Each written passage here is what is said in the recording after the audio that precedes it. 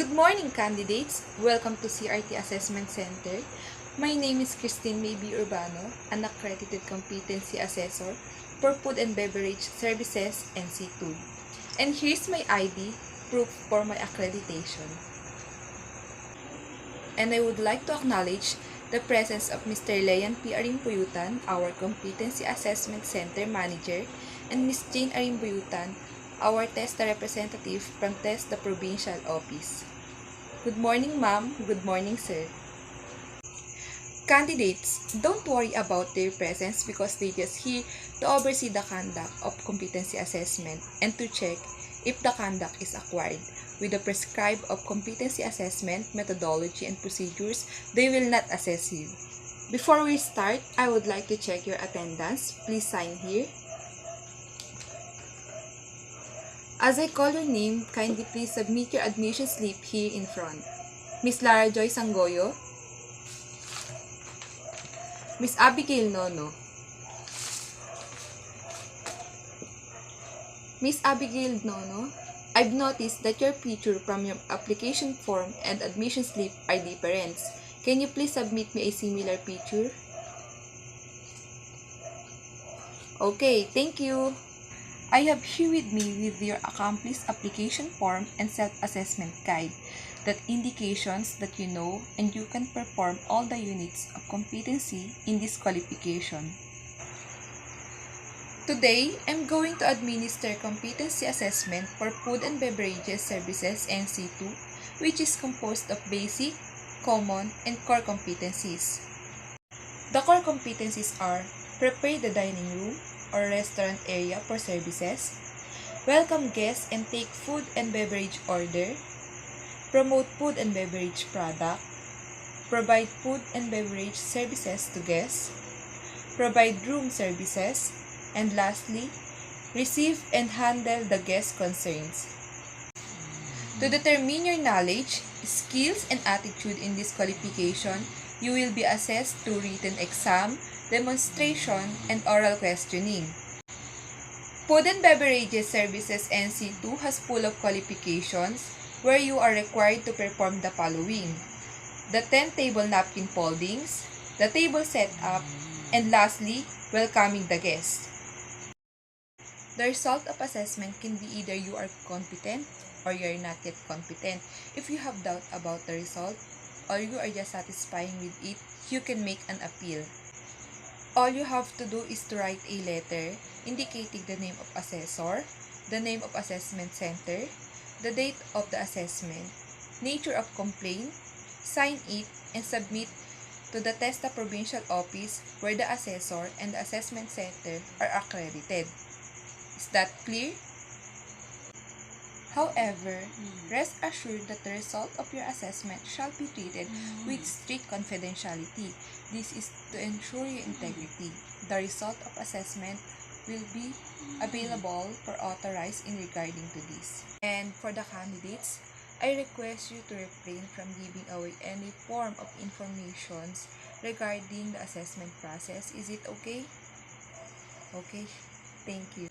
If you have difficulty in reading and understanding the given instructions, please do not hesitate to inform me so that I can translate and read it for you. Okay? Does anyone here who's not feeling well? None, ma'am. Okay, none. For any other concern, please just do not hesitate to inform me so that we can make necessary adjustment for it. Okay, everyone, is that clear? Thank you. Do you have any questions? If none, let's proceed. Once the assessment has started, please refrain from asking questions. It's no longer allowed. Same with your cell phones. You are not allowed to use it during the assessment. Just kindly put it on silent mode or perhaps turn it off. Food is also not allowed here inside the assessment area. Eating is strictly prohibited. Thus, the do's and don'ts is clear, everyone? Okay, thank you. So, any other concerns? If none, I will give you a short break. Please come back after 10 minutes. Welcome, candidates. Please settle on your seat. I am going to administer the written exam test. Here are the questionnaires. Please get one and pass.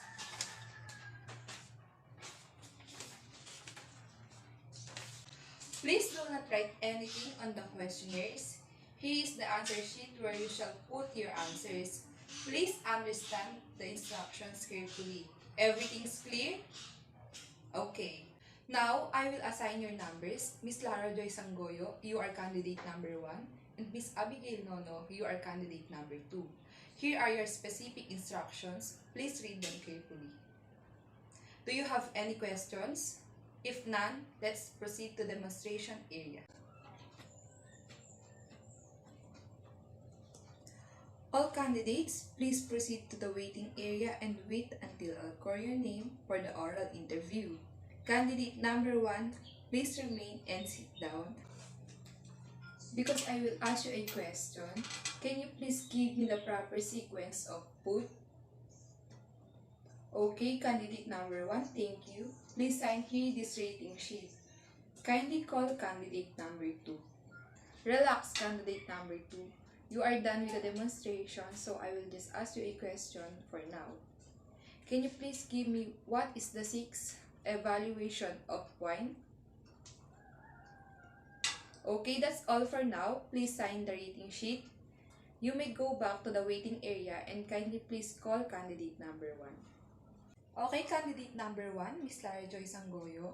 You listen and obey the instructions carefully. That's why you perform all the tasks within the allotted time. You were able to prepare the dining room, restaurant area for service, welcome guests and take food and beverages order, promote food and beverage products, provide food and delivery services to guests, provide room service, and receive and handle the guest concerns, which I am glad that you still managed before the given time. And I quite observed that you were nervous during the oral questioning. Nonetheless, you have achieved the required score in your written exam. Because of those requirements, you have complied with the standard requirements of qualification. Kindly sign the competency assessment result summary indicating that you have accepted the result of this assessment. Thank you. Please proceed to the waiting area again and wait for the car's releasing. Candidate number 2, Ms. Abigail Nono. Based on your demonstration, I've seen that you really know the proper way of table setup, and your written test is also good. However, you had troubles in the table setup. Based on the result of my observation, you did not perform the task with the standard requirement of the qualification. But don't worry, you can be reassessed again. Just practice more on the tasks that you need to improve, and when you're ready, coordinate here at our assessment center for our next schedule. And don't worry, you will be only reassessed on the part of the activity that you didn't complete successfully. Is that clear? Kindly sign the competency assessment result summary indicating that you have accepted the result of this assessment. Please proceed to the waiting area again and wait for the car's releasing. Thank you. Candidates, please come here inside again. I will be distributing the evaluation form. Kindly answer all the items to evaluate me as assessor as basis for my improving performance.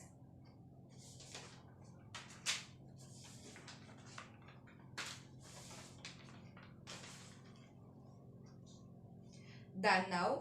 Kindly submit it forward. Thank you everyone. Mr. Layan P. Arimbuyutan, our Competency Assessment Center Manager. Out of 10 candidates, 9 are competent and 1 is not yet competent. Here is the documents for your filing and signature.